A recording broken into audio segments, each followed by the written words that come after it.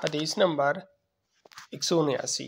صفوان بن محرز نے حدیث بیان کی کہ حضرت بن زبیر رضی اللہ عنہ کے فتنے کے زمانے میں جندب بن عبداللہ بجلی رضی اللہ عنہ نے اسعد بن سلامہ کو پیغام بھیجا اور کہا، میرے لیے اپنے ساتھیوں میں ایک نفر 3 سے 10 تک کی جماعت جمع کرو تاکہ میں ان سے بات کروں۔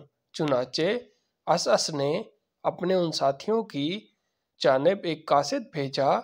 جب وہ جمع ہو گئے تو جندب ایک زرد رنگ کی لمبی ٹوپی پہنے ہوئے آئے اور کہا، جو باتیں تم کر رہے تھے وہ کرتے رہو، یہاں تک کہ بات چیت کا دور چل پڑا۔ جب بات ان تک پہنچی، ان کے بولنے کی باری آئی تو انہوں نے اپنے سر سے لمبی ٹوپی اتار دی اور کہا، میں تمہارے پاس آیا تھا اور میرا ارادہ یہ نہ تھا کہ میں تمہیں تمہارے نبی سے کوئی حدیث سناؤں، لیکن اب یہ ضروری ہو گیا ہے۔ رسول اللہ صلی اللہ علیہ وسلم نے مسلمانوں کا ایک لشکر مشرکین کی ایک قوم کی طرف بھیجا اور ان کا آمنا سامنا ہوا۔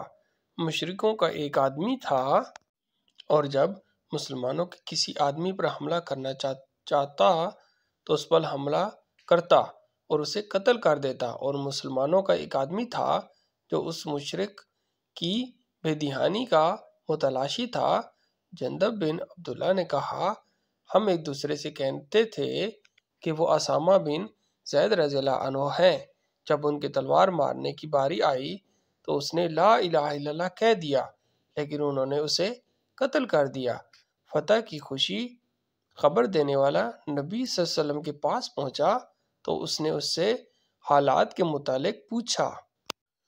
اس نے آپ کو حالات بتائے، حتیٰ کہ اس آدمی حضرت اسامہ رضی اللہ عنہ کی خبر بھی دے دی کہ انہوں نے کہا، آپ نے انہیں بلا کر پوچھا اور فرمایا، تم نے اسے کیوں قتل کیا؟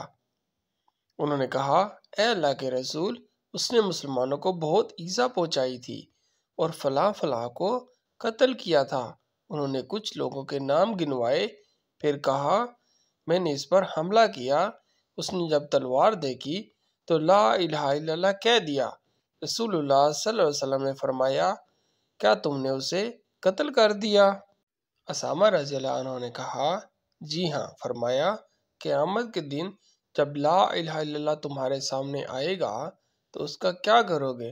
اسامہ رضی اللہ عنہ نے عرض کی، اے اللہ کے رسول، میرے لیے بخشش طلب کیجیے۔ آپ نے فرمایا، قیامت کے دن جب تمہارے سامنے کلمہ لا الہ الا اللہ آئے گا تو اس کا کیا کرو گے؟ جندب بن عبداللہ رضی اللہ عنہ نے کہا، رسول اللہ صلی اللہ علیہ وسلم نے ان سے مزید کوئی بات نہیں کر رہے تھے، یہی کہہ رہے تھے، قیامت کے دن لا الہ الا اللہ تمہارے سامنے آئے گا تو اس کا کیا کرو گے؟